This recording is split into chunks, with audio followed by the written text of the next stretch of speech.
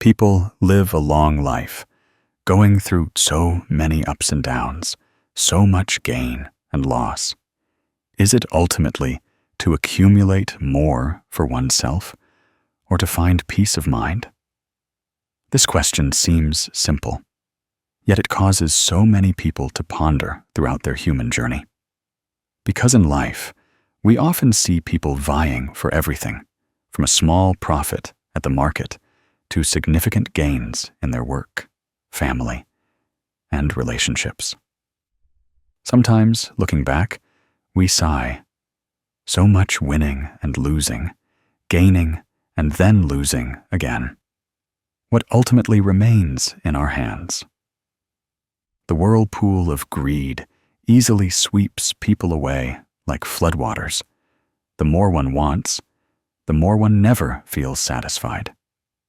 The ancients often said, if you get one, you want 10. If you get 10, you want 100. That greedy mind is like a leaky basket. The more you pour into it, the emptier it gets, never full. And that's why so many relationships break down, so many family ties are severed, all because of the two words, vying for gain. Perhaps we've witnessed a scenario where two siblings, born of the same parents, shared every potato and every piece of cake, loving each other inseparably when they were young. But after their parents passed away, leaving behind a small inheritance, the two suddenly became enemies, neither willing to yield to the other. That small, immediate gain overshadowed an entire bond of affection. By the time their hair turned gray and faded, those possessions were also gone, leaving only cold emptiness and endless regret. That story is not uncommon. It still happens around us as a vivid lesson to remind us that a lifetime of scrambling for gain can never bring lasting satisfaction. In reality, human life is like a river with calm stretches and strong currents. When you cup your hand to scoop water, even if you do it 1,000 times, your hand won't hold much. Only a few drops will fall through your fingers. Worldly gains are the same. They appear and then disappear, and what you hold on to is only temporary. What truly stays with us is not those gains, but peace in our soul. The freedom and ease that come from knowing when to let go, knowing when enough is enough. That is the wisdom of an awakened person. Like the sun that shines and then sets day after day, not competing with anyone. Yet the entire universe is warmed by its light. A person who knows contentment is similar. They don't strive or compete. They aren't greedy. Yet their heart shines brightly with peace. Perhaps they are not the wealthiest people, but they are the happiest. Because they understand that happiness doesn't come from grasping all the gains for oneself, but from sharing, from an open heart. There are tiny, crystal-clear dewdrops on leaves in the early morning. Then, when the sun rises, those dewdrops vanish. But it is those fragile dewdrops that contribute to the beauty of the morning, refreshing the entire garden. Gains are also like dewdrops. If we know how to appreciate and enjoy them, they beautify life. But if we stubbornly try to hold on to that dewdrop in the palm of our hand, it will ultimately just evaporate, leaving behind disappointment. Therefore, the most important thing is not how much we gain, but whether we maintain inner peace. Because sadness passes in a day, joy passes in a day. Gain lasts a lifetime. Loss lasts a lifetime. All will eventually drift away, like passing clouds, like a fleeting breeze. What remains is only how we have lived, how we have treated each other, and whether a bit of serenity remains in our hearts. So as we walk through this life, please ask yourself, are we living to accumulate more, or are we living to sow a little peace? Because ultimately, only peace is the true gain, a gain that never diminishes in the heart of one who knows contentment. There's a teaching in the scriptures that the Buddhist teachings channel deeply cherishes. Knowing contentment is true wealth. Greed is poverty. Just one sentence, yet it contains a treasure trove of wisdom. Life is inherently not complicated. It is the human heart that makes it entangled. When we desire too much, chasing after all sorts of aspirations, it's like a thirsty person drinking seawater. The more they drink, the thirstier they become. The more they consume, the more suffering they endure. But when we stop, knowing what is enough, we suddenly realize what in the present moment. A simple life is the happiest.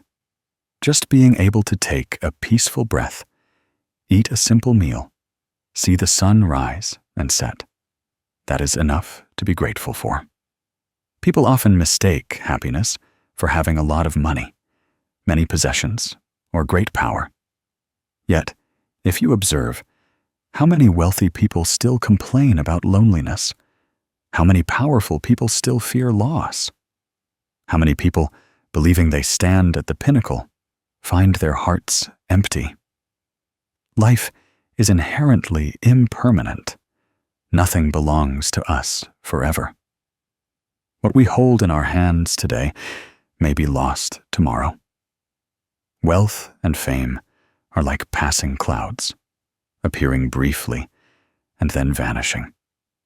A peaceful mind, however, is an eternal treasure.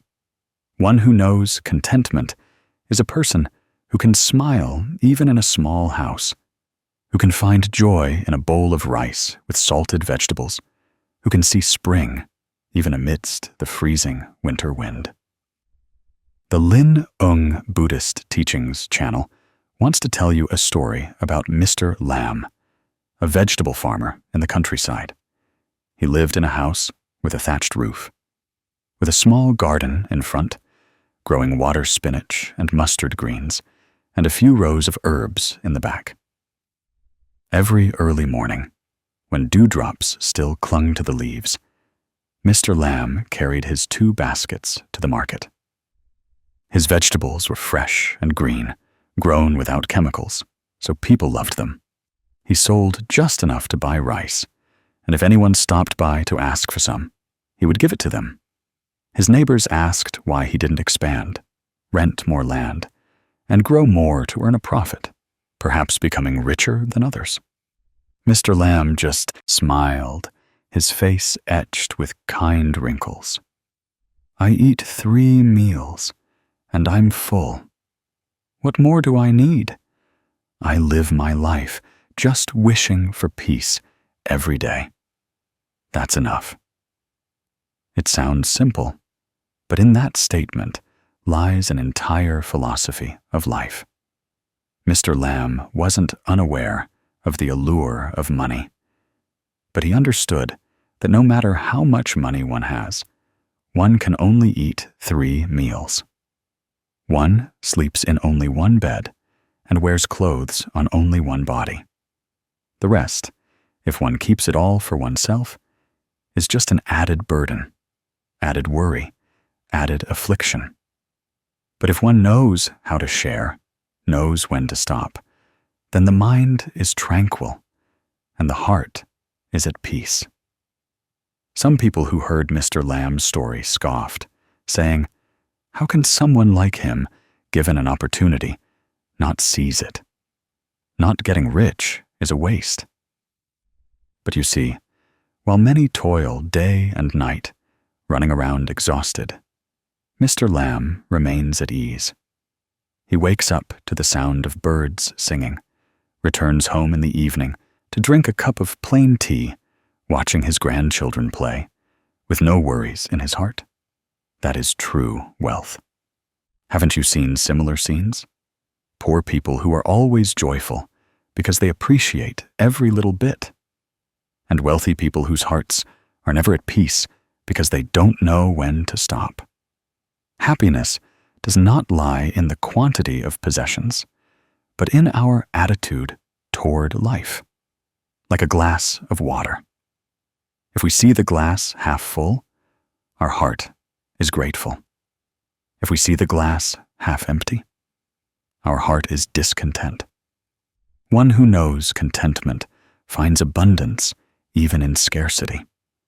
One who doesn't know contentment feels lacking even amidst mountains of gold. Have you noticed that lotuses still bloom in mud?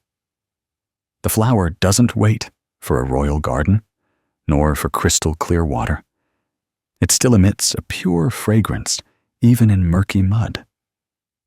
That is the image of a person who knows contentment, able to live peacefully in any circumstance.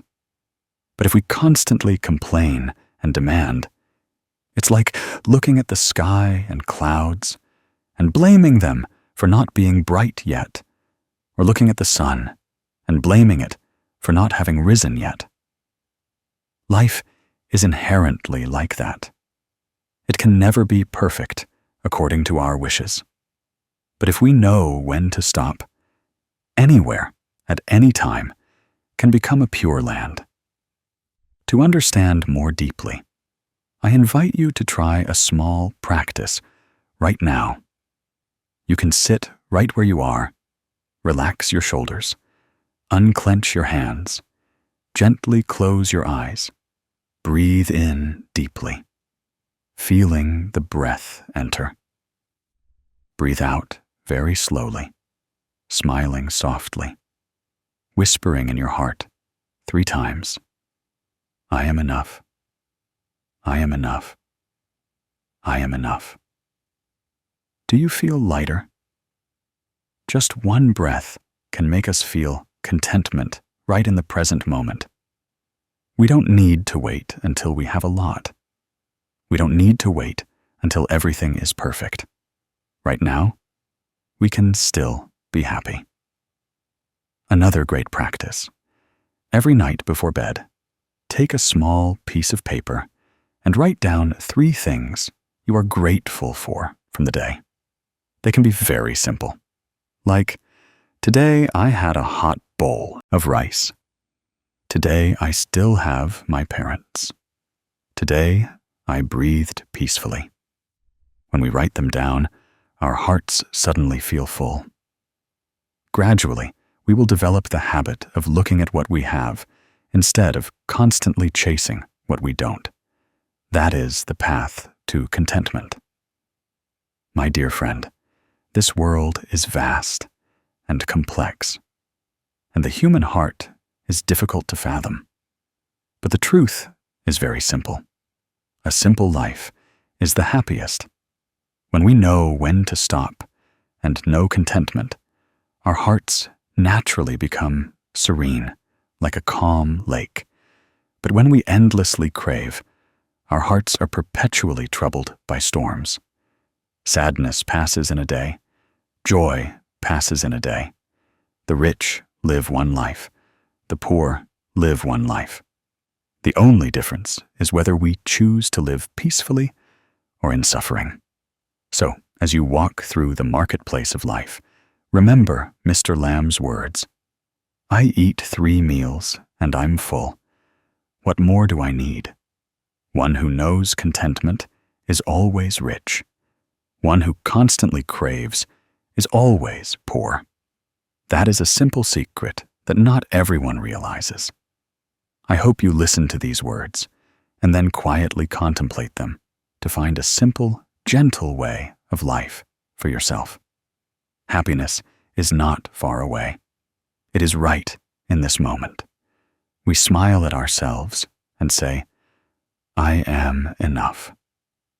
There is a saying that one who is greedy for gain will never know contentment. One who knows contentment will never have to strive for anything. Reflecting on it, how few people in this life from birth until their last breath, escape the word gain. Some strive for money, others for fame. Some hold on to land, onto houses, holding on to every little win and loss.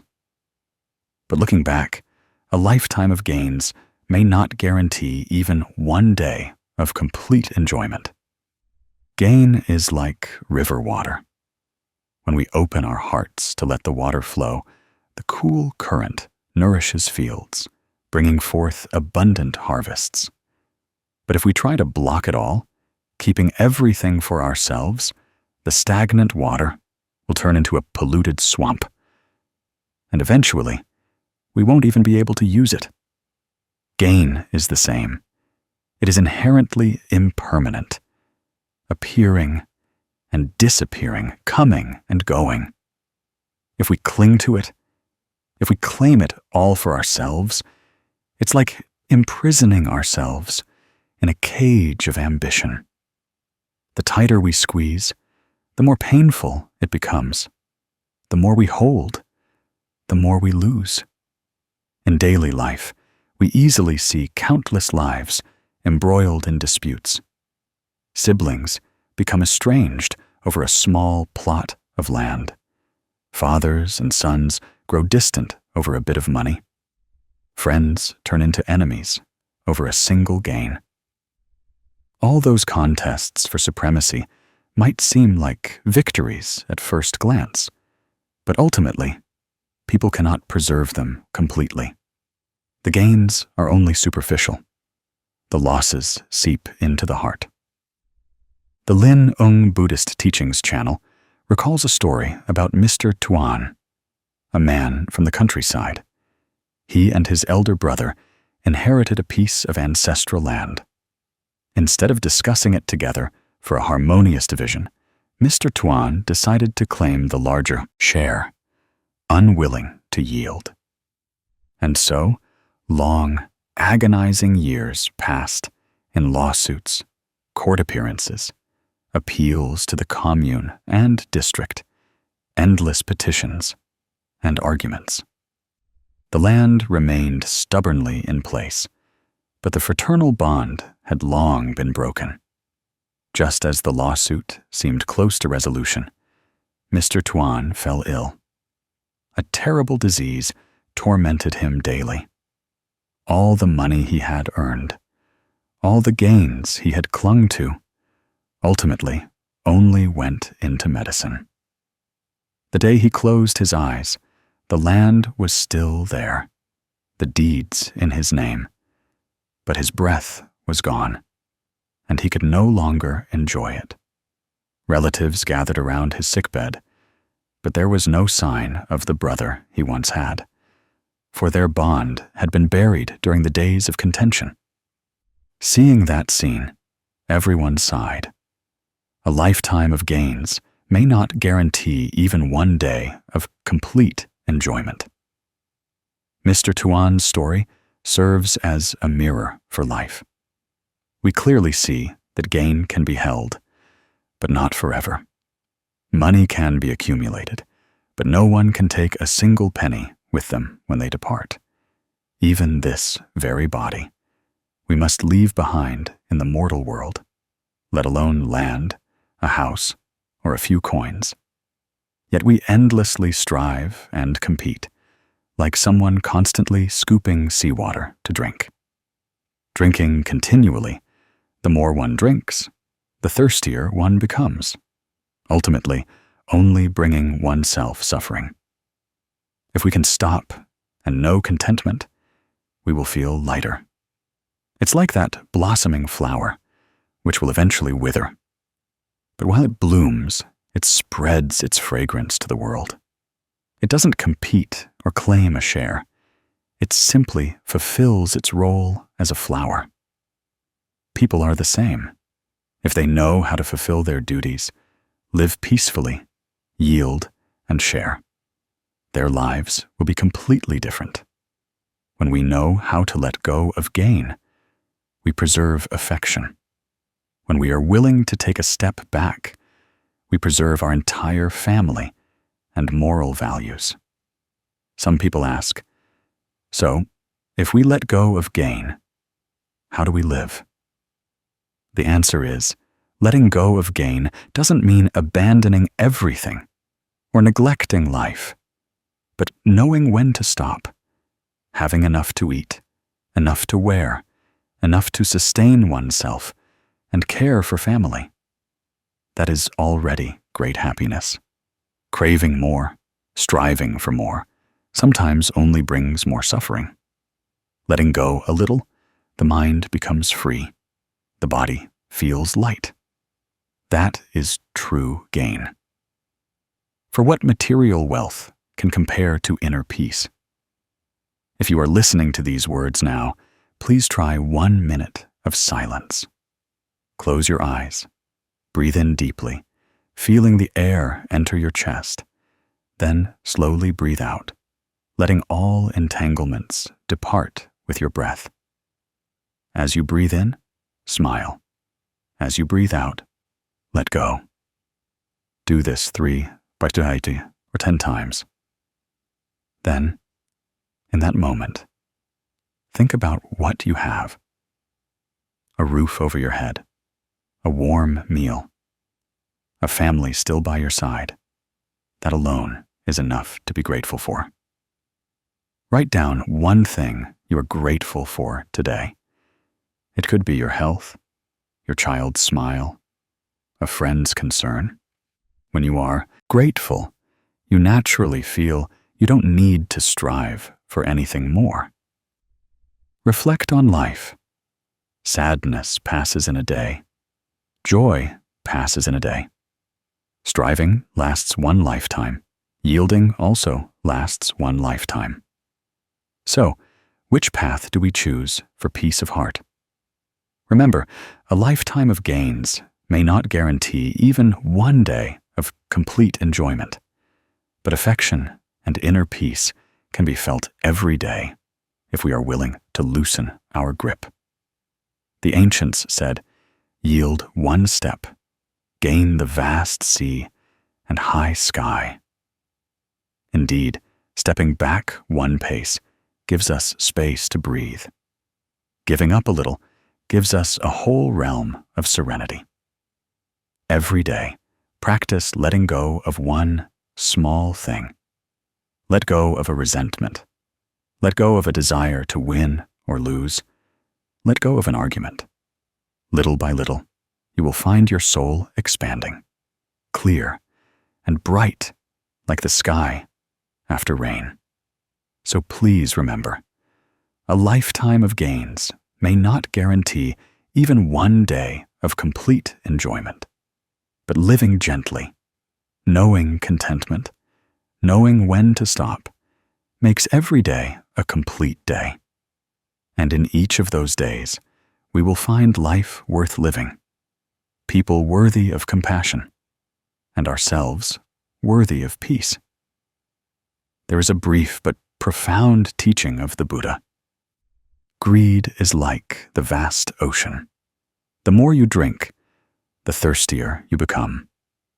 This saying reveals a simple yet elusive truth. Human greed has no stopping point. Like a bottomless jar, the more you pour into it, the emptier it gets. Never full. People can work day and night, accumulating, building, hoarding. But ultimately, when sitting alone in a spacious room, in a magnificent house, they still feel empty and cold. Ambition has no stopping point.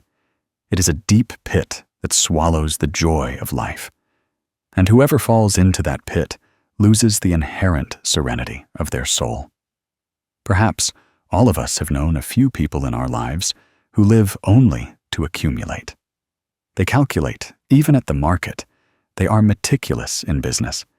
Day and night, they only think about saving. As wealth increases, so does worry. Gain an extra $1, fear losing $1. Acquire another house, worry about loss, theft, fire.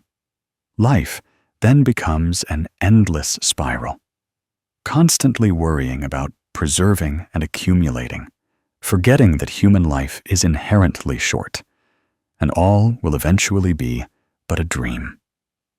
The story of Ms. Hoa is a testament to this. She was born into a poor family. From a young age, she deeply experienced the feeling of scarcity, not having enough to eat, not having enough to wear, to stay warm. Perhaps that very memory sowed a deep-seated obsession in her heart that she had to make a lot of money, had to accumulate a lot of wealth, to feel at peace.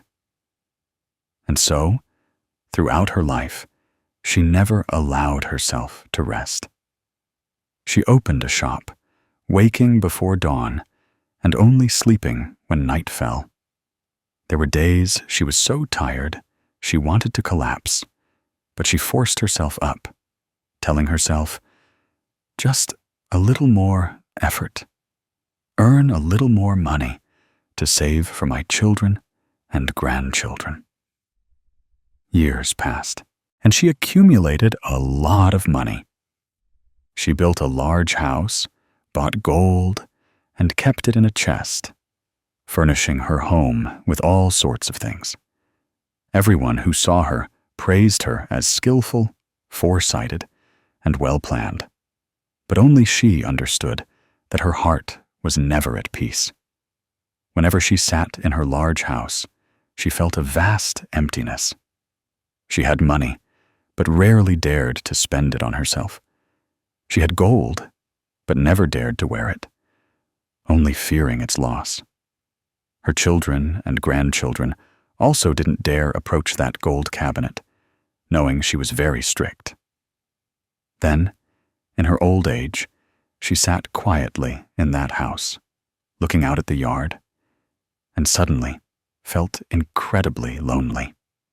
The wealth she had accumulated her entire life ultimately couldn't fill the emptiness in her soul.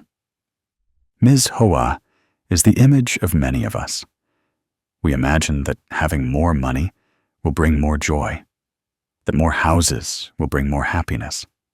But that joy is only fleeting, like a gentle breeze passing by. Afterward, it leaves an emptiness that makes us continue to rush into the cycle of accumulation. Ambition is a wheel that spins endlessly without a stopping point. The person sitting on it thinks they are moving forward, but in reality, they are only running in circles. Some say that living means preparing for the future. That is not wrong. But preparing for the future is different from being obsessed with the future. When we prepare, we know contentment. We save moderately to have peace of mind. But when we are obsessed, we live in worry, in insecurity, always fearing lack or loss. And then wealth becomes invisible shackles, binding us for life. There are images that, whenever we recall them, make our hearts sink. The image of a father who toiled his entire life, building a house, buying a car, accumulating savings, yet never had a complete meal sitting with his family.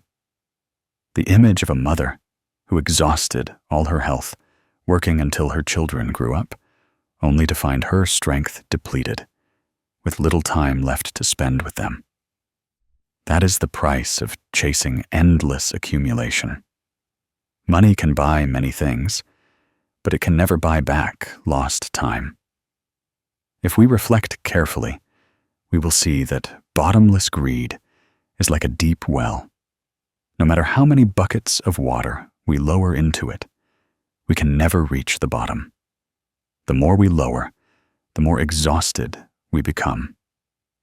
Meanwhile, true happiness is as simple as a dewdrop shimmering in the early morning sun. It can vanish very quickly, but it is precisely that fragility that makes it precious. We often forget that joy does not lie in how much we have, but in how much we appreciate what we possess. In daily life, there is a very simple practice that anyone can start. the practice of letting go and gratitude. Every morning, instead of rushing into work, we can spend a few minutes sitting still, closing our eyes, breathing in deeply, and then exhaling gently. As we breathe in, we are aware that we are alive, present in the new day. As we breathe out, we smile, letting go of worries about accumulation, simply appreciating the present moment. Then, we try to write down 3 things we are grateful for that day. It could be a simple meal, a child's smile, a refreshing breeze in the morning. When our mind turns toward gratitude, we will lessen our anger and worry about accumulation. Because we realize that happiness comes not from what we lack, but from what we have. Some say that the greatest savings is a peaceful heart. The wealth we accumulate will eventually be lost, but a heart that knows contentment will always be rich. If we keep rushing forward, it's like chasing our own shadow. The more we chase, the further the shadow recedes. Only when we stop do we see that it is always there, right beside us. Life is the same. Knowing when to stop, knowing when to let go, only then can we truly be at peace. Remember that accumulating any amount of wealth is meaningless if your heart remains empty. A large house does not necessarily contain happiness. A full bank account does not necessarily buy a peaceful smile. The most precious things are not what we keep in a safe, but what we hold in our hearts. Don't wait until the end of your life to realize, like Ms. Hoa, sitting in her big house, yet still feeling lonely. Don't let yourself become someone who is materially rich, but poor in spirit. So, if today you are busy with work, worried about the future, try to sit down, close your eyes, take a deep breath, and ask yourself what you truly need to be happy. Perhaps the answer doesn't lie in money, but simply in an umbrella, a kind word, a moment to truly be yourself. And then, the Zen Buddhist Teachings channel hopes you will engrave in your heart that in life, knowing contentment is wealth, knowing how to let go is peace, and knowing when to stop is happiness. The ancients once said that a simple life is the happiest. That saying, upon hearing it, might seem overly simple, but if we sit in silence, breathe in deeply, and breathe out slowly, we will feel a breath of truth in every word, because all that we tirelessly seek, from money and fame to competition, is ultimately just a hope for a peaceful life. But the more we run, the further we get, the more we strive, the more we feel disappointed. It's like chasing a cloud in the sky. The more we try to grasp it, the more it dissipates into nothingness. Only when we stop and look up do the clouds appear beautiful in the present moment. Happiness is the same. It doesn't lie in striving and competing, but in the contentment, simplicity, and serenity of everyday life. The sun rises and then sets. Every day is the same. Joy comes and goes. Sadness comes and goes. Wealth passes in a day. Poverty passes in a day. Human life is just like a silently flowing river, sometimes surging, sometimes calm, but ultimately it still flows into the impermanent ocean. If we keep swimming upstream, trying to carry so many stones of greed, resentment, and comparison, we will exhaust ourselves in the river of life. One who knows how to let go one who knows how to choose simplicity, will find that the river still carries them along, but how gently and refreshingly. I want to tell you a simple yet profound story. In a small rural area, there was an Uncle Hung who was a carpenter. His whole life, he was devoted to wood, to the sound of chisels and saws. People said that being a carpenter was hard work, with not much income, incomparable to the lofty professions in the city. Yet, anyone who met Uncle Hung noticed a kind smile and a rare sense of ease about him. His secret was nothing grand. It was simply that every morning, when the first sunlight filtered through the leaves, he would sit on the porch of his small house and pour himself a hot cup of tea. The steam from the tea rose, mingling with the sound of birds singing on the tiled roof and the faint scent of the countryside breeze. He took small sips, closed his eyes, and felt as if he held a whole treasure in his hands.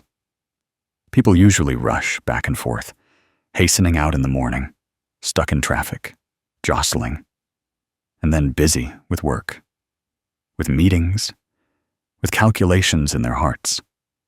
They feel they lack everything: money, time, and opportunity, some condition for happiness. But Uncle Hung, with just his morning tea, with just a few silent minutes listening to birds sing, felt complete. Complete enough to smile at a new day. Complete enough for his hands to be steady again, sawing and chiseling to make sturdy tables and chairs for life.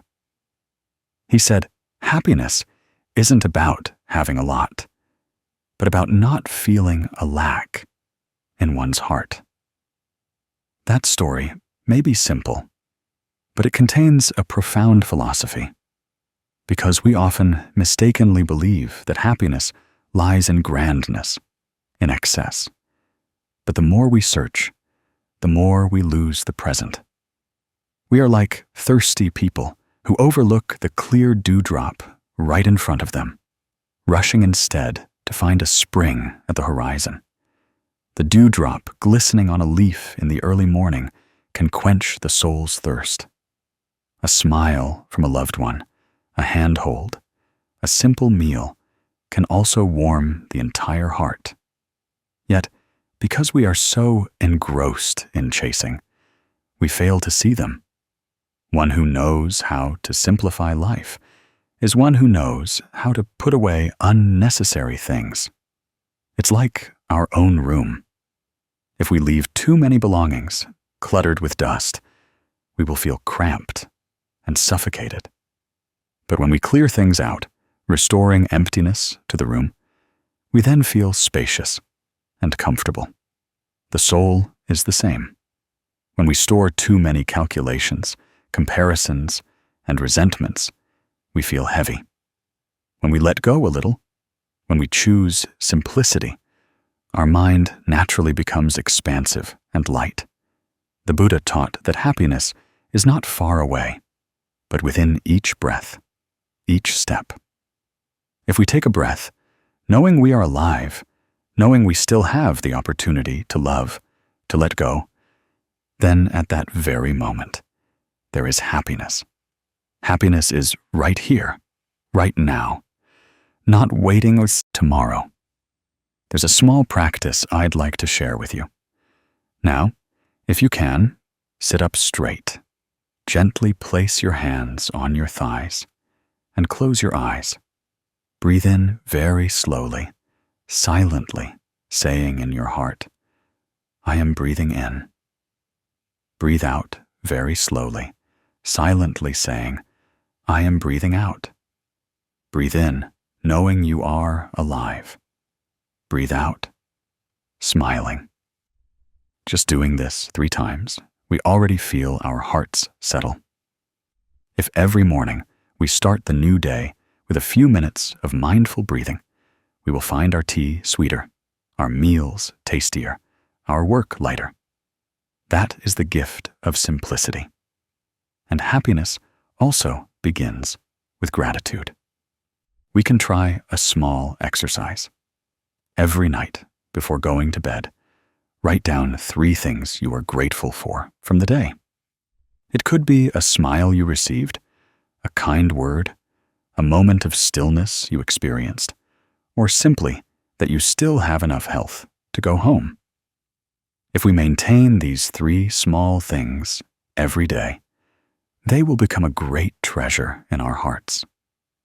We will realize that happiness never leaves us. We just unintentionally forget it.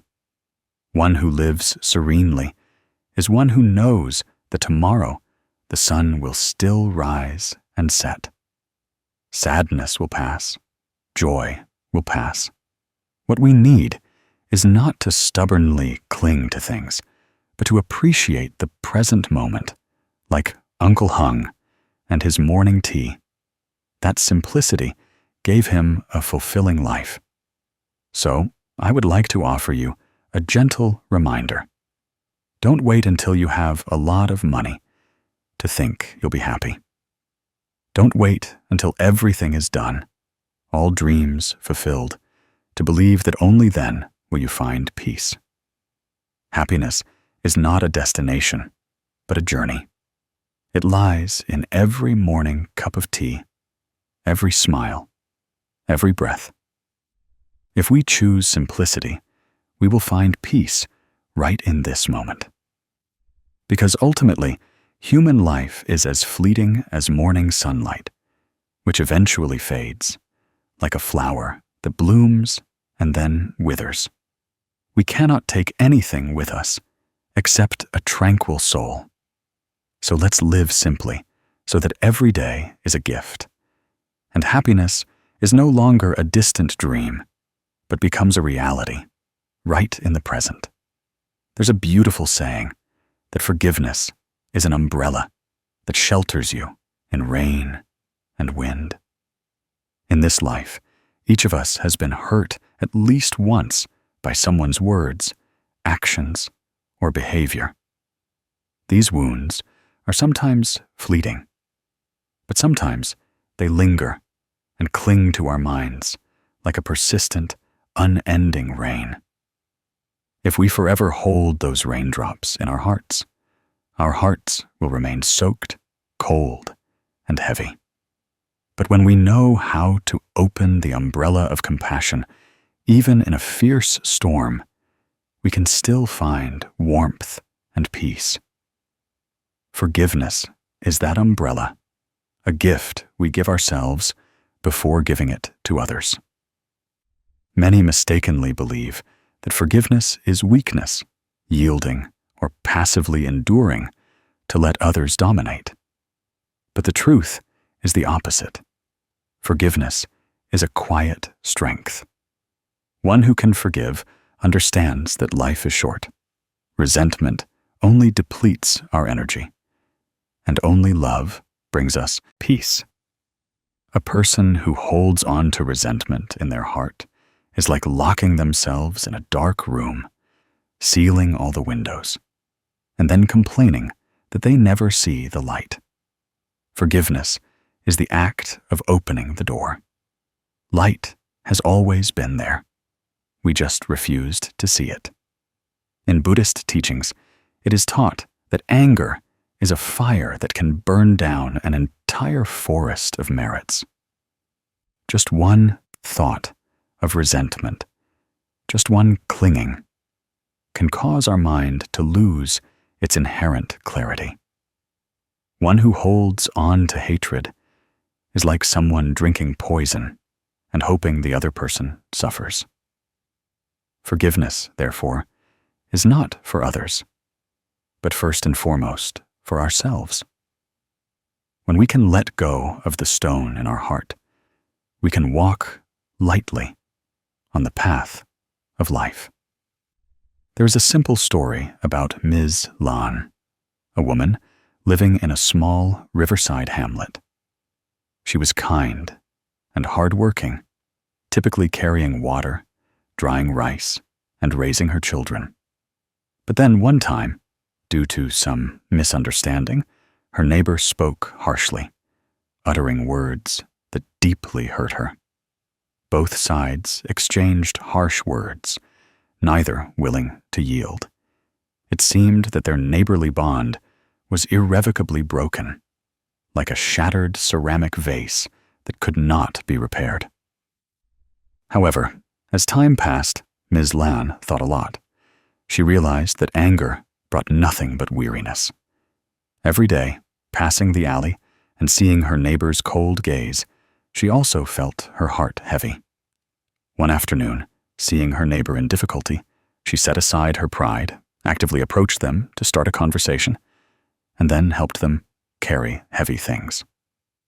That one small gesture melted the thick layer of ice between the two of them. From that day on, they started talking again, gradually becoming closer, even helping each other during harvest seasons. It turned out that a crack in a ceramic vase, if skillfully repaired, could even become a beautiful line shining in the sunlight. Ms. Lan's story gives us a profound lesson. Forgiveness is not a loss, but an opening of a new path for both sides to walk together. If she had held on to her resentment forever, the neighborly bond would have been permanently severed. But by knowing how to let go, she not only found peace for her own heart, but also sowed seeds of kindness so her children could live in a harmonious environment full of love. In life, we can liken forgiveness to a river.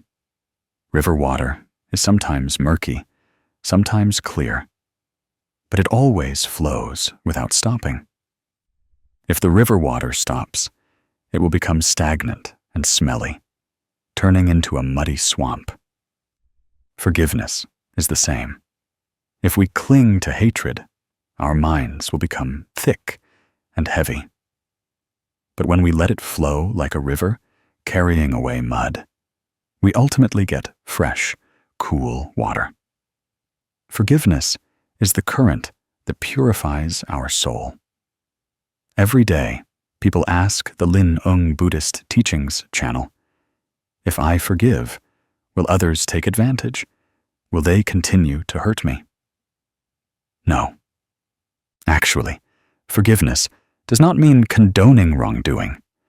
Forgiveness is letting go of hatred, but it also comes with wisdom to know where the limits are, what lessons need to be learned. Forgiveness is opening your heart, but not allowing others to enter and exit as they please. It is a balance between compassion and wisdom. Like a lotus flower growing in mud, it still emits a fragrant scent, but never allows itself to be sullied by the mud. To practice forgiveness, sometimes we need to start with the smallest things. Instead of holding on to a relative's careless remark, try writing a letter of gratitude. In that letter, you don't need to recall the wound, but rather write down the good things that person has brought you. Just writing once like that, your heart will soften. Or when angry at someone, instead of replaying hurtful images in your head, try sitting down, closing your eyes, and taking a deep breath. Imagine yourself standing in the rain, holding the umbrella of forgiveness. The rain is still falling, but you are no longer cold and wet, no longer trembling. You feel your heart warm, and a smile appears on your lips. You can also try a simple breathing meditation to let go of resentment. Sit down in a quiet place, back straight, hands gently placed on your knees. Close your eyes. Breathe in very slowly, silently thinking, "I am breathing in peace." As you breathe out, think, "I am letting go of resentment." With each breath, you shed a burden from your heart. Be persistent with this exercise for a few minutes each day. You will realize that forgiveness is no longer something distant, but it is your breath. the normal rhythm of life in every moment. Forgiveness is also a seed of filial piety and virtue. When our parents teach us compassion, when we know how to yield to our siblings, that is when we are cultivating blessings for the whole family. And children growing up in that harmonious atmosphere will also learn to love, to resolve conflicts, not with anger, but with listening. A child who sees their mother smiling and forgiving every day will surely grow up with a gentle heart. And that is a priceless legacy we leave behind. Think about it. Sadness passes in a day. Joy passes in a day. If we choose sadness, that day will be heavy. If we choose forgiveness, that day will be bright and clear. Ultimately, no one takes anything with them except their state of mind. Rich or poor, high or low, everyone eventually returns to the earth. Only how we live today determines whether we will find peace or suffering tomorrow. Forgiveness is a key that opens the door to that serenity. So if your heart is still harboring resentment, try letting it go just once. Don't wait for others to apologize. Don't wait for them to change. Forgiveness requires no conditions, for forgiveness is a gift you give to your own soul. Imagine releasing a stone into a river. In that very moment, your hands feel lighter. Your heart is the same. With just one decision to let go, your heart will be set free. My dear friend, forgiveness is the path that brings us back to ourselves. It is not only generosity toward others, but also kindness toward our own heart. Every time you forgive, you are nurturing the soil of your soul so that one day the flowers of peace will bloom, displaying their colors and spreading their fragrance. And in that floral scent, you will more clearly see the value of a gentle life, no longer heavy with resentment. The Buddha once taught that what is not yours, even if held tightly in your hand, only brings more suffering. That teaching seems simple, yet it contains a very profound truth. In life, people often tend to cling to familiar things, holding tightly to what they think is important, even if sometimes it no longer brings joy, but only harbors worries. It's like holding a hot cup of tea.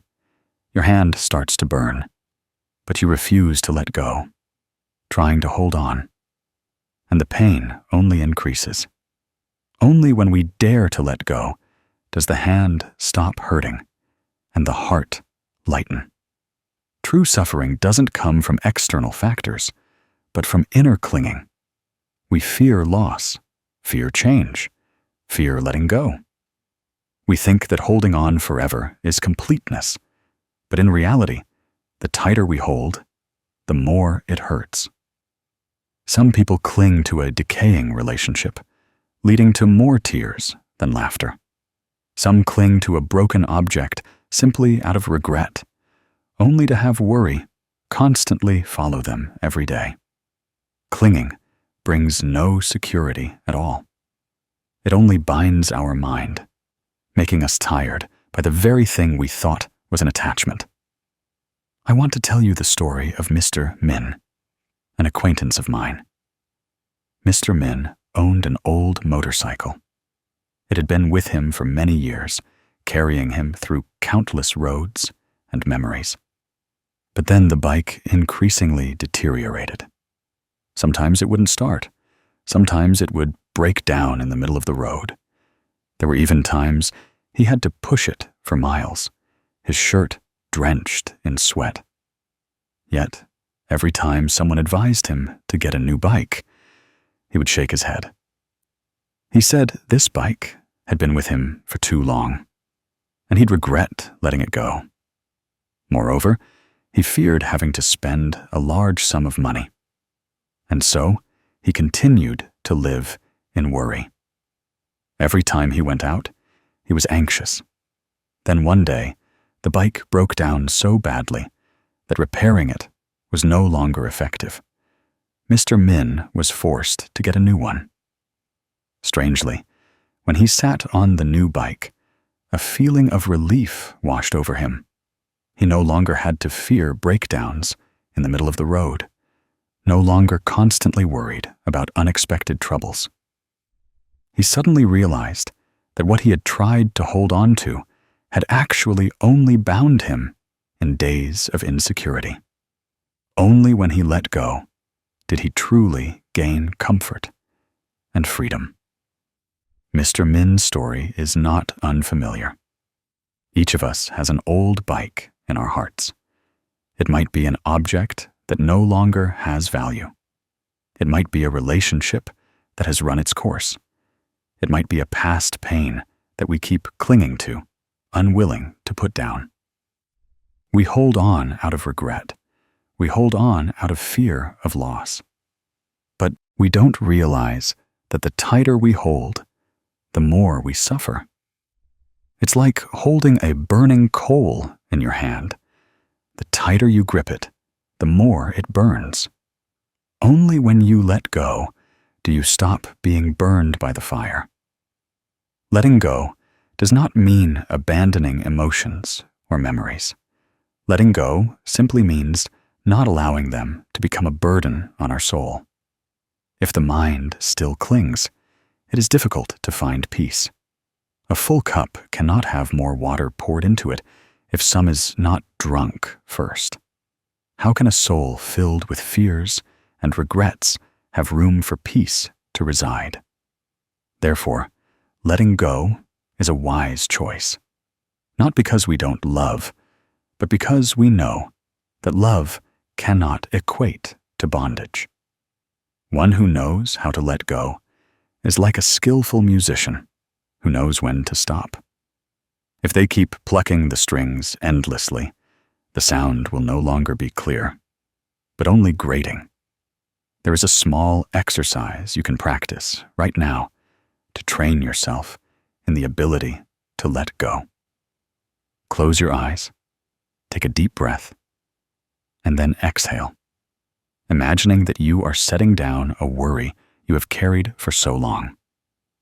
Do this 3 times. Each time you exhale, whisper the 2 words, "Let go," in your mind. It's that simple. But by repeating it, your mind will gradually get used to letting go. Eventually, you will find that putting things down is as natural as breathing. There's no longer any forced effort. Have you noticed? A river is only clear when its water isn't stagnant. If blocked, it becomes a murky, foul-smelling pool. The human mind is the same. If blocked by clinging, it will never be clear. Only by letting it flow, letting everything come and go naturally, can the mind truly become pure. Don't think that letting go means losing. In fact, when we let go, we gain. Lose an old bike, but gain peace on the road. Lose a toxic relationship, but gain inner peace. Lose a bit of the past, but gain an entire, fresh present. The ancients often said that when one has suffered enough, one will instinctively know when to let go. No one can force another to let go. It is a personal journey each individual must experience. Sometimes we have to embrace pain until a point when we realize there's nothing left worth holding on to. And at that moment, we naturally put it down, like releasing an object that has become too hot to hold.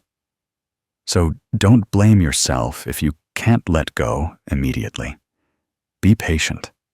Practice gradually, like learning to breathe a little each day. Then, at some point, you will find your mind as light as the wind, as peaceful as the clouds. Therefore, the message I want to convey today is actually very simple.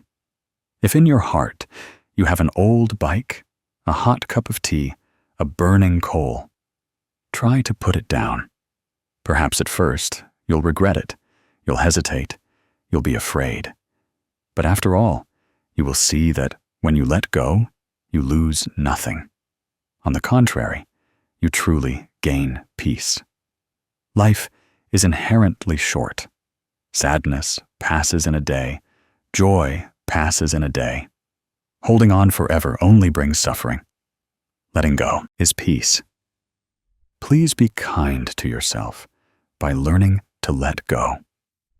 Because sometimes, just one act of letting go is an entire lifetime of liberation.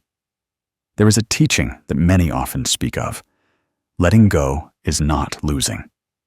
Letting go is opening up space for new happiness to enter. In life, we often have a habit of clinging, holding on tightly to what is old. We try to keep what is past. We want to hold on to what doesn't belong to us. And this clinging makes the heart heavy, like a full vase into which we try to pour more water.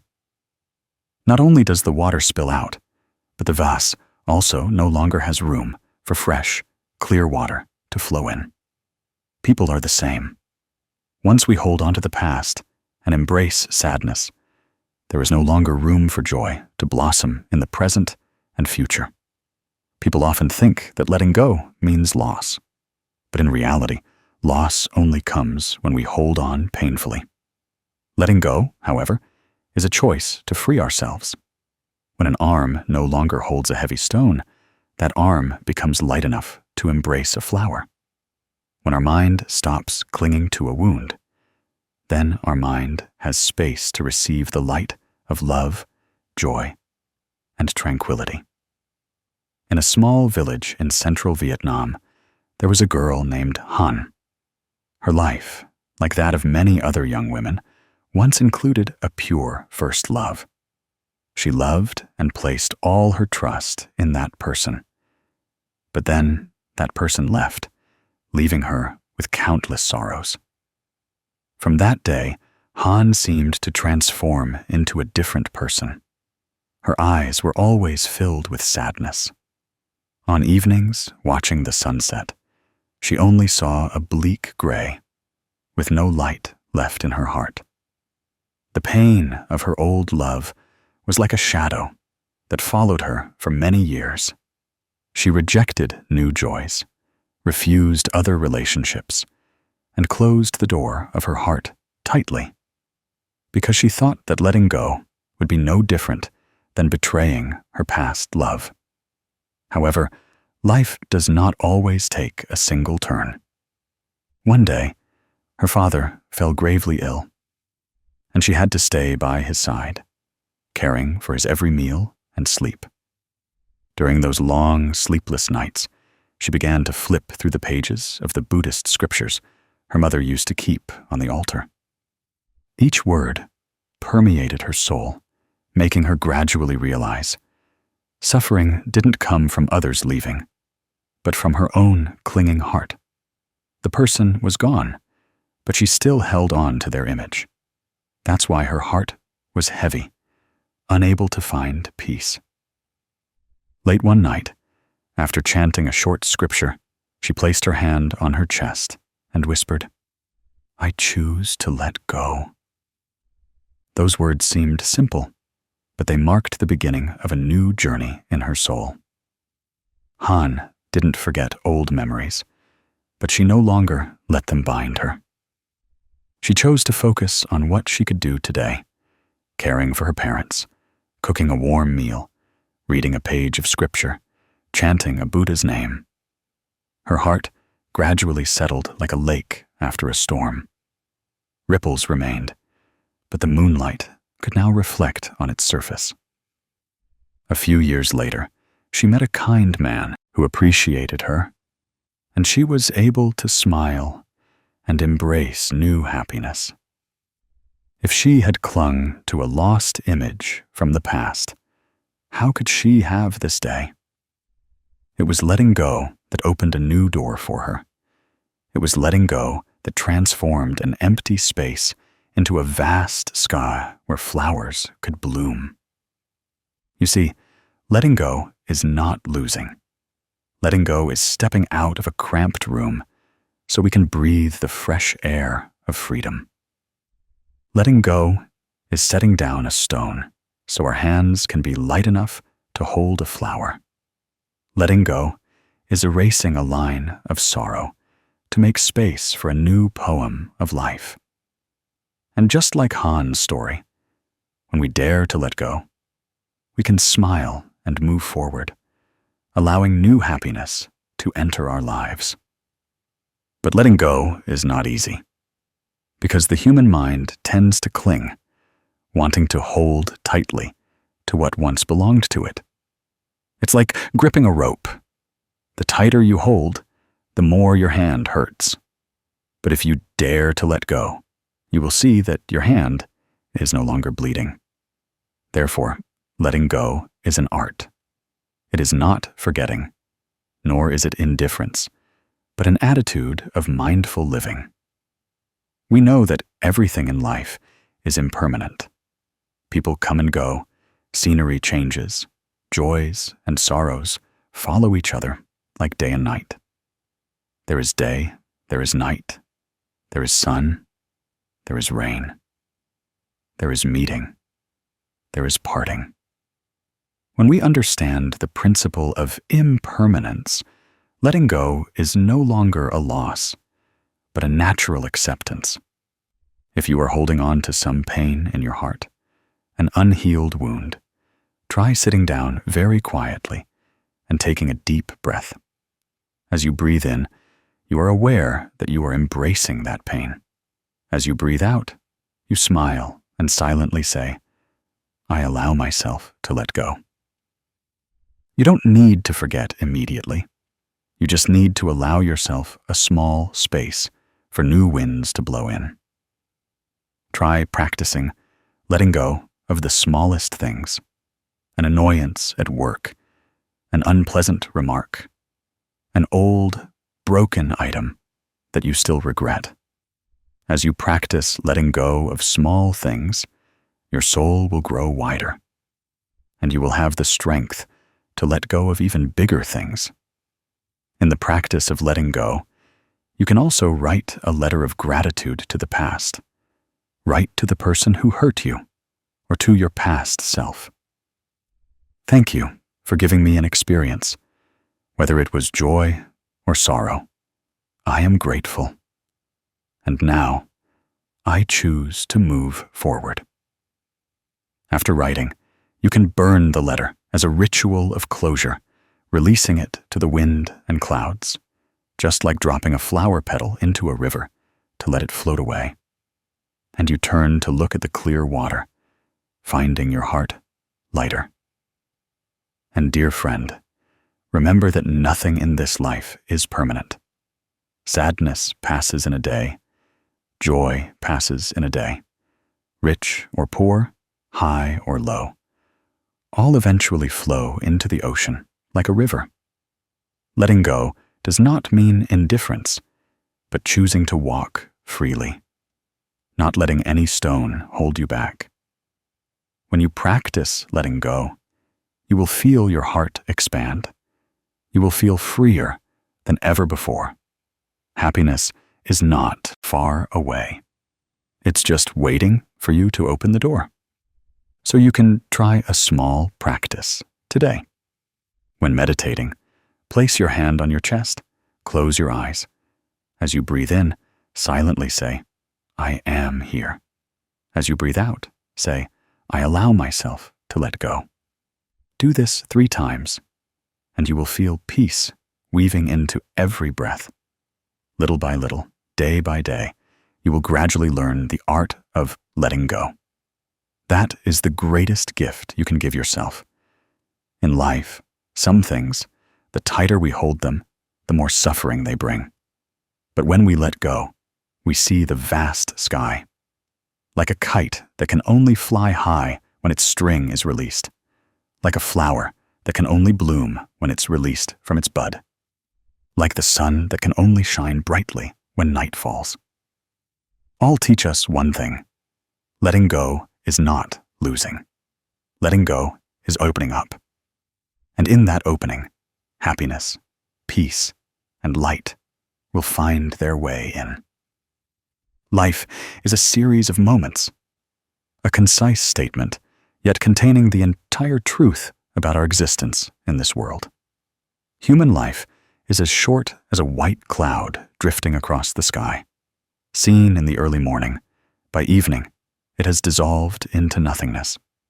We often get lost chasing tomorrow, regretting yesterday, inadvertently letting today's precious drop slip away. People tend to think that living means calculating, accumulating, and preparing extensively for the future. But sometimes, in that whirlwind, we forget that life can truly only be touched in the present. No tomorrow exists beyond the today that is unfolding. No past remains beyond the memories fading in our minds. Only this moment, this instant, this breath is truly present. Ask yourself, have you ever lived a full day? A day without worry, without comparison, without striving, simply relaxing and watching the sunlight filter through the leaves, taking a deep breath, letting yourself sink into the inherent peace of your mind? Or have most of your days passed in haste, waking up in the morning, already worrying about work, rushing to plan in the afternoon, returning home in the evening, exhausted by calculations, then lying down at night with your mind still swirling with unfulfilled dreams and unalleviated worries? Sometimes an entire life passes this way without ever truly living. There is a gentle but profoundly insightful story about Grandma Thu in a small hamlet. She was over 70, living alone in a simple tiled roof house with a small flower garden in the back. Every day, early in the morning, she would go to the garden to water her flowers. She'd watch the dewdrops glisten on rose petals, observe the sun gradually peeking from behind the erica palms at her gate. Neighbors and grandchildren often asked her, "You're getting old. Don't you feel sad? Why don't you worry about tomorrow, about illness, about the limited nature of human life?" She would just smile kindly. Every day, I can still breathe, still see the morning sun, hear the birds sing. I feel complete. Sadness or worry won't add a single day to my lifespan. Joy or tranquility helps me live serenely in every moment. For me, every moment of being alive is a priceless gift.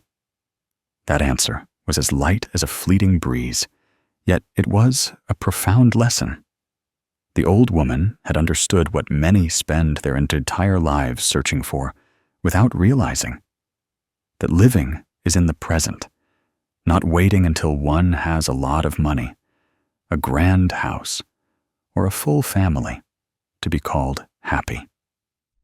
Happiness is inherently present in every breath, in the morning sunlight, in the budding flower.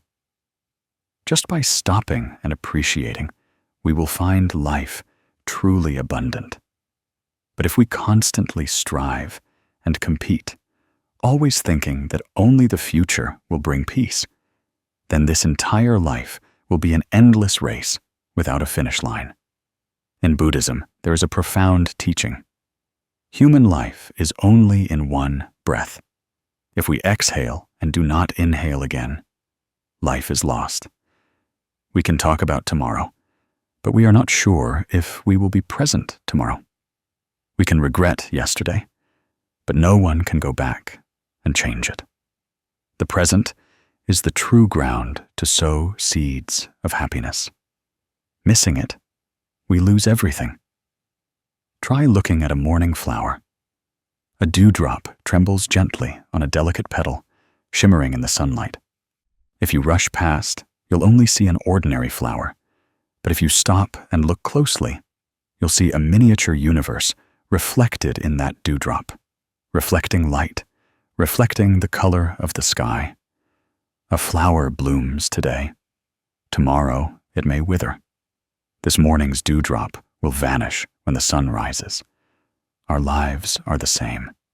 If we don't live this moment fully, that moment will be gone forever, never to return.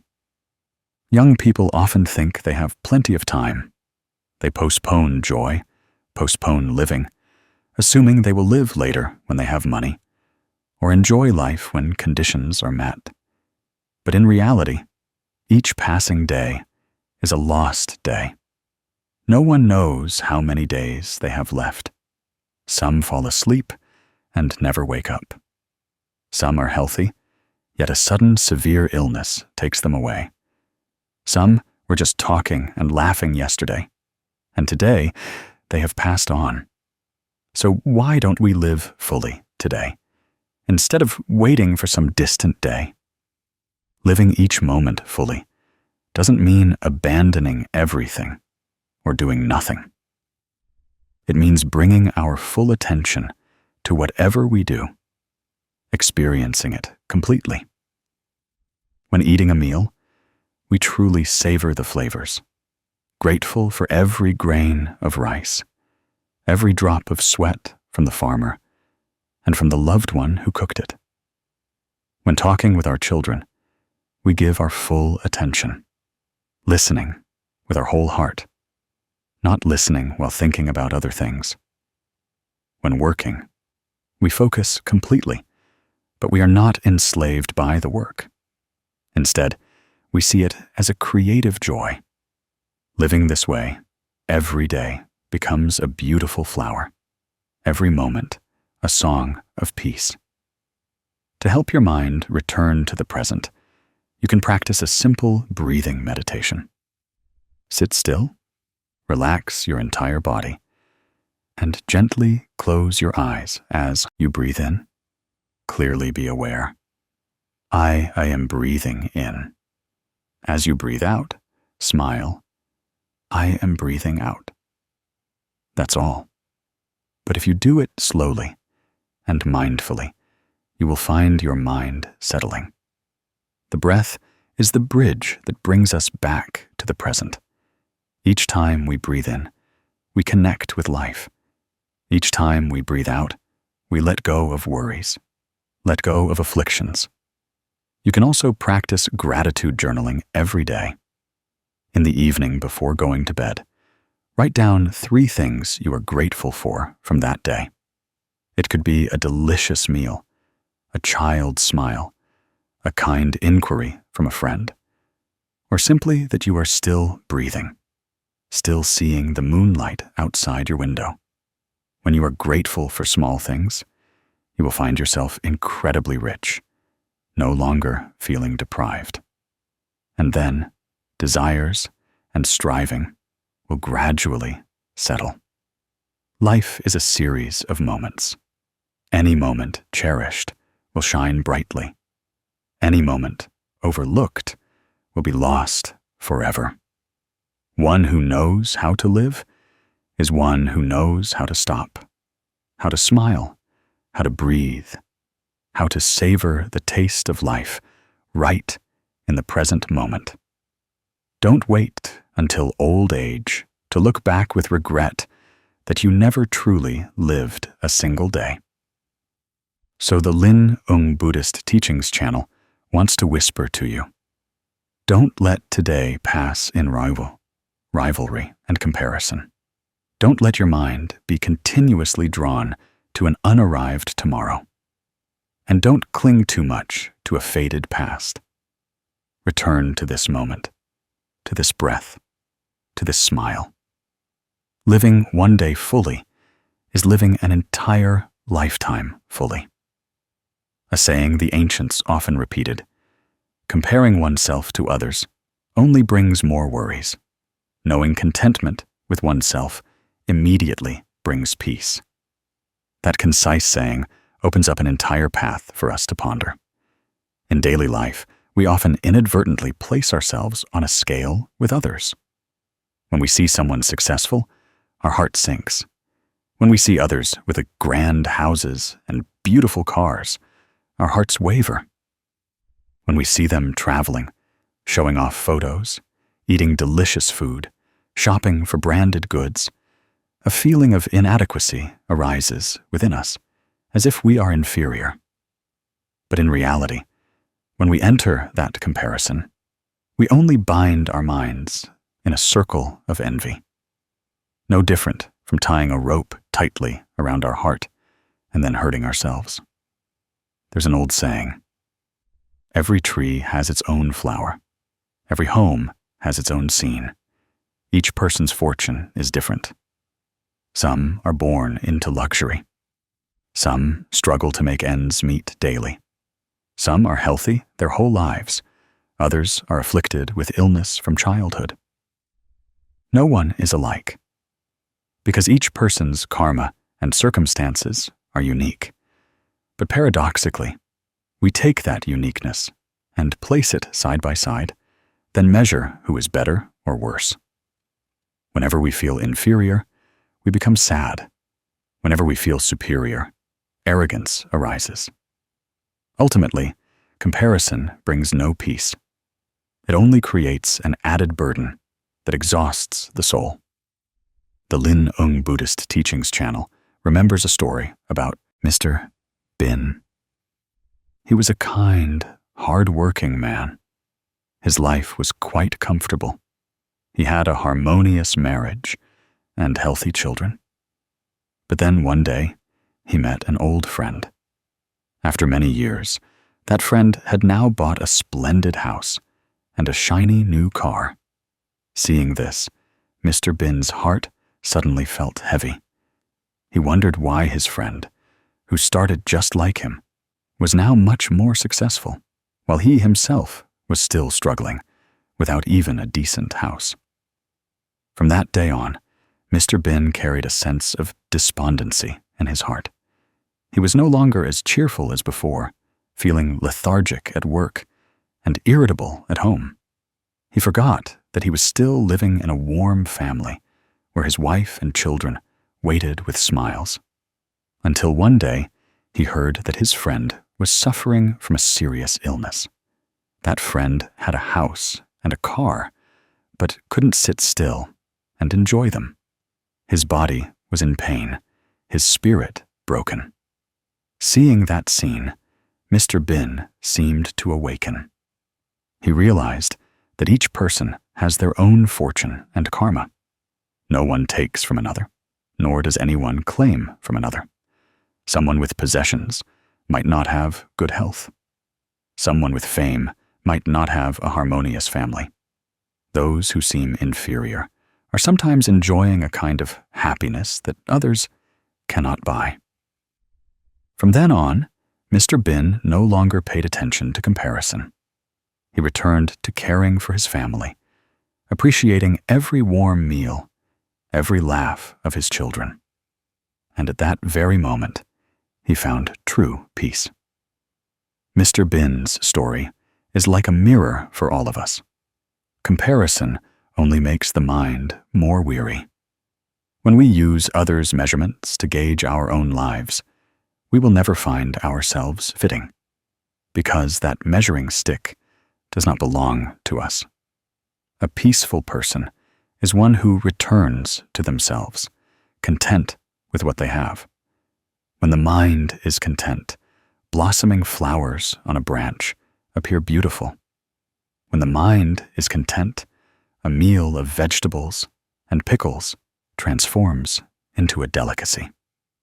But when the heart is not at peace, even with mountains of gold and jewels, one still feels lacking. There's an image I really like: a dewdrop on a leaf in the morning. That dewdrop glistens, perfectly round, but it doesn't compare itself to the dazzling sun. It simply exists, clear and shining in its own way. If it compared itself to the sun, it would feel tiny and meaningless. But when it knows how to be itself, it is incredibly beautiful. People are the same. Each person is a dewdrop, a flower, a melody. We don't need to compare to find value. Simply living fully within our own fortune is already peace. To practice letting go of the comparing mind, you can try a small exercise. Every morning, before starting the new day, sit still for 5 minutes. Breathe in, feeling that you are still breathing.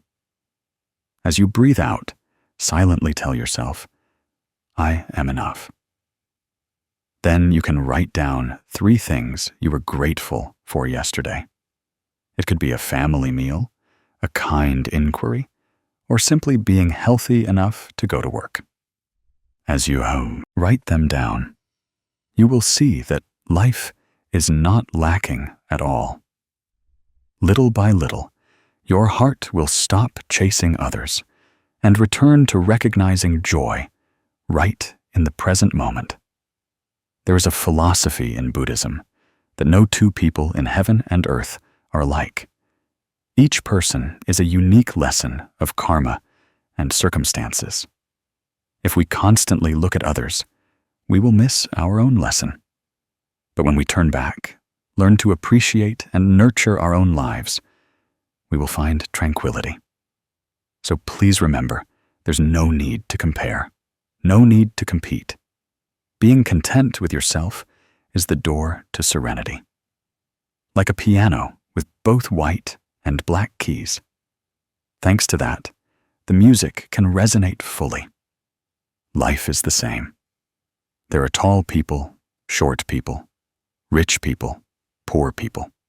No one is alike, but all contribute to a beautiful harmony.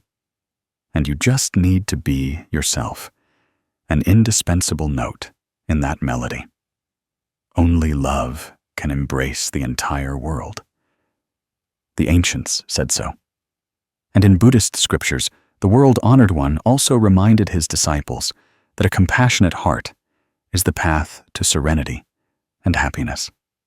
Love is not something distant, but exists in every breath, in every gaze, in how we treat each other. Every day, a person with love will have an expansive mind and a light heart. One who knows how to live with compassion finds that all the striving, vying for gain, and comparisons outside suddenly lose much of their meaning. If we look back at life, we will see that most suffering stems from the absence of love. Families are in discord because they don't know how to love each other. Siblings fight over inheritance because they prioritize self-interest over familial bonds. Society is restless because people value winning and losing too much, forgetting that after all, everyone just passes through this life like a fleeting breeze. Love is the root, the foundation, the fertile ground that nourishes the soul. When that root withers, the tree of life will wilt. Green leaves will turn yellow, and flowers and fruits will not be able to bloom brightly. But when that root is full of vitality, the entire tree will stretch, providing shade and bringing peace to all beings. In the tumultuous days of life, we have probably often asked ourselves, what ultimately makes people feel most at peace? Some think it's money, some believe it's power, some dream of status. But then, after going through storms, after experiencing loss, we realize that only love is the true anchor of the soul. A flower is only beautiful when it blooms with the sun, with the wind, with the earth, with the water. People are the same. They are only truly happy when they know how to love and share with each other. There is a story about Grandma too, in a small village, in a poor rural area. Grandma too didn't have much. Her house was just a rickety thatched roof, and her greatest asset was probably a garden with a few banana trees. Yet she was the refuge for 3 orphaned children in the village. People often wondered why she, already poor and barely able to care for herself, would take on an additional burden. But if anyone had ever met Grandma Tu, they would see a strange peace always shining on her sun-darkened face. She said, "I am poor in money, but not poor in love. Seeing my grandchildren well-fed and educated, I feel my heart is full." Grandma Tu spent her whole life making a living by carrying vegetables to sell, accumulating a few meager coins each day. Yet she managed to raise 3 children. They grew up literate, found stable jobs, and all regarded her as their mother. The strange thing was, the more she loved others, the less she suffered. The suffering of material scarcity seemed to vanish before the abundance of her heart. People looked at her and thought she carried a heavy burden, but in reality, it was love that lightened her, that resolved all the resentments and injustices in her life. That story makes us reflect. When we love our soul, we will blossom like a lotus in the mud. The lotus doesn't blame the mud for dirtying it. Rather, it is thanks to the mud that the lotus rises to spread its fragrance. People are the same. Thanks to love, we can overcome suffering, transforming imperfections into a song of peace. In daily life, we don't always have grand opportunities to help others. But love doesn't only reside in great deeds. It is present in every small thing. A smile to a stranger on the road, a kind word to a sad colleague, adding a little extra vegetable to a meal to share with someone in need. Sometimes, just a gentle gaze is enough to lighten someone's burden. Like a small dewdrop on a petal, it's enough to make the flower sparkle in the morning sun. When love is present, striving naturally vanishes. Greedy people always think they are at a disadvantage, so they must take more, must seize more. But those with love are different. They see the joy of others as their own joy. They know that when we share, we don't lose, but rather multiply. Like a candle, when it lights 100 others, its light remains bright, never diminishing.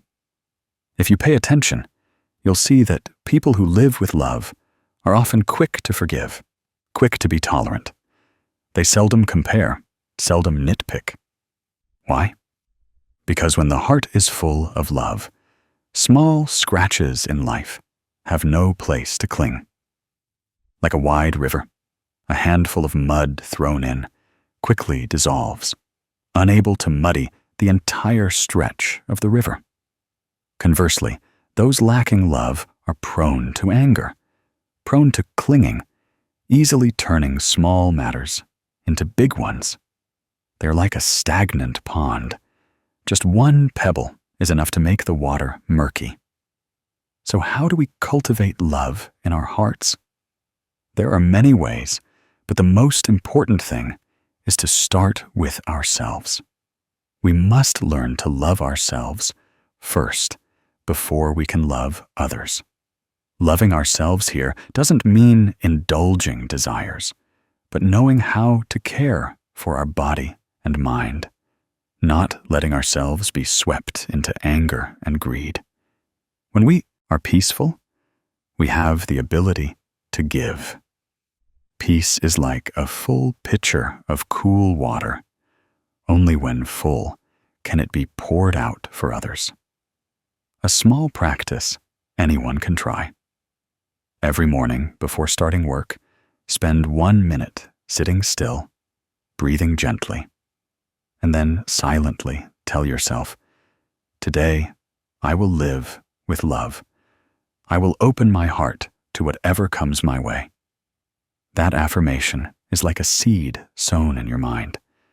And then throughout that day, you will find yourself more apt to smile, to overlook, to share. It might just be a small change at first, but day by day, it will become a habit, a strength. Another practice is keeping a gratitude journal. Every evening, write down 3 things you are grateful for from the day. It could be a cool glass of water someone gave you when you were thirsty, a word of encouragement at work, or simply still being able to breathe, still seeing the sunset. When the heart is grateful, love will grow. Because we understand that we always live thanks to the support of countless connections. If each person in a family diligently practices love, that family will be a place of peace. If everyone in society knows how to love each other, that society will have fewer conflicts. Love does not mean weakness. It is strength. Love does not mean letting others take advantage of you, but rather the ability to see the inherent goodness in the other person so as not to foster resentment. Like the sunlight, which does not differentiate between high mountains and deep valleys, but still shines everywhere. You see, Grandma too was poor in material possessions, but rich in love, and that is what made her serene. And how many others out there, with grand houses and wide doors, have troubled minds because their hearts lack love? So what do we choose? A rich life without peace, or a life that may be simple but filled with love? Someone asked the Zen Buddhist teachings channel, "If I love too much, will I be at a disadvantage?" In reality, being at a disadvantage or not is just a perception. Those who calculate see loss. Those with compassion see gain. Because love is never lost. It only transforms into joy, into peace in our own soul. What we give away is what we keep forever. So in this short life, practice loving more. Love parents who are still struggling. Love children who are still vulnerable. Love friends, colleagues, and even strangers. And sometimes, love even those who have hurt us, because perhaps they too are suffering and haven't found a way out. When we can love the person who made us suffer, that is when we are truly free. Try sitting still, breathing in and out, and silently sending well wishes to someone in your heart. It could be a loved one, a stranger, or even someone you once resented. Just for 1 minute, you will feel an unusual lightness arise in your heart. That is the power of love. It doesn't need to be grand. It doesn't need to be complicated. Sincerity is enough. Finally, let me remind you not to begrudge love. The money we keep is there, but one day it will be gone. The fame we might embrace will eventually dissipate like smoke. Only love endures, because it is sown in the hearts of others, and will then sprout and spread. And we, the givers, are also nourished by that very love. Love is the root of serenity. One who has love walks lightly wherever they go, finds peace in whatever they do, and faces everyone with gentleness. One who lacks love feels poor even when rich, feels loss even when gaining, living as if not living. Therefore, practice living like a flower that blooms to spread its fragrance. Live like a crystal-clear dewdrop in the early sun. Live like a river that flows endlessly without keeping anything for itself. So that when one day closes, you can smile because you have lived with all the love in your heart. There is a simple yet profound teaching that only one who knows when to stop can fully see the flowers bloom in life. We often chase after days, caught in the cycle of livelihood, striving, and gains and losses. But try slowing down just once, just for a moment, and we will realize that happiness has never been far away.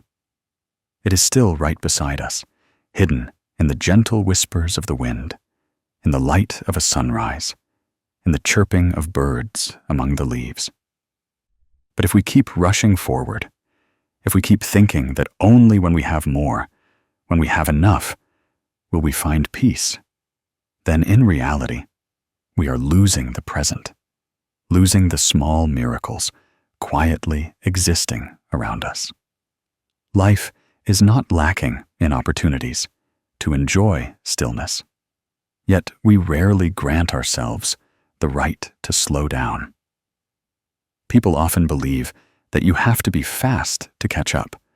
You have to rush to succeed. But the truth is, the more you rush, the more chaotic your soul becomes. The more you crave, the more restless your heart becomes. It's like a clear glass of water. Just stir it, and it becomes cloudy. If you put that glass down and let it sit over time, the sediments will settle, and the water will become crystal clear. The human mind is the same.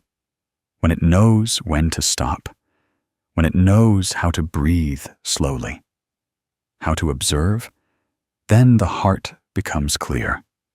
Then life appears gentle and precious. There's a very simple yet profoundly philosophical story. In a coastal village, there lived a man named Fong. He was over 60, with graying hair and a kind face. Every morning, even before the last crow of the rooster, he would unhurriedly leave his house, walking along the small village road leading to the rural market. People at the market were bustling, buyers and sellers. Calls and invitations buzzed, but Mr. Fong was not in a hurry at all.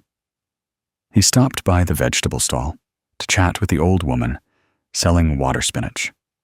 He smelled the aromatic herbs, gazed at the young green mustard greens, still dewy with morning mist. He smiled, feeling a lightness in his heart. A few steps further, he stopped at the fish stall, listening to the clatter of knives on the cutting board, then bought a few fresh fish to take home for his family's meal. Thus, each of Mr. Fong's mornings was a gentle symphony.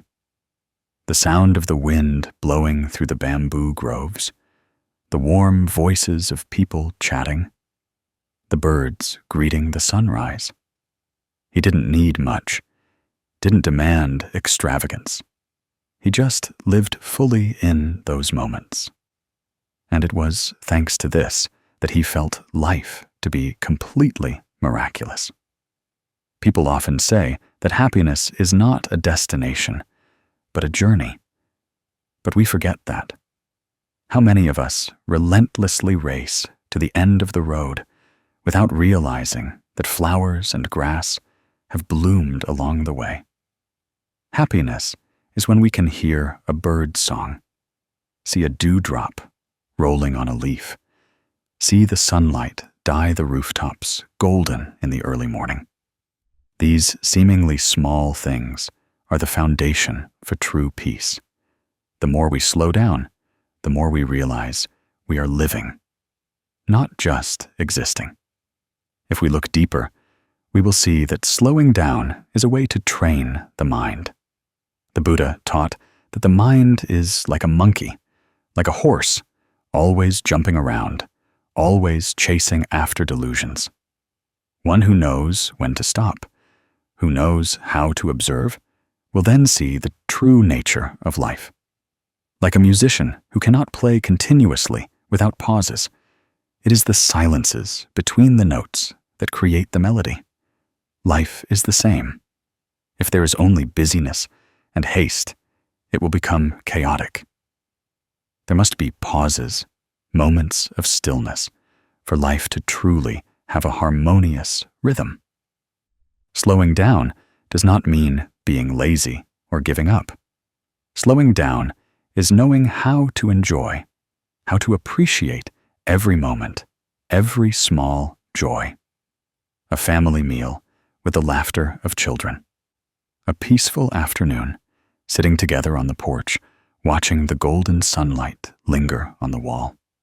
A night listening to the gentle patter of rain,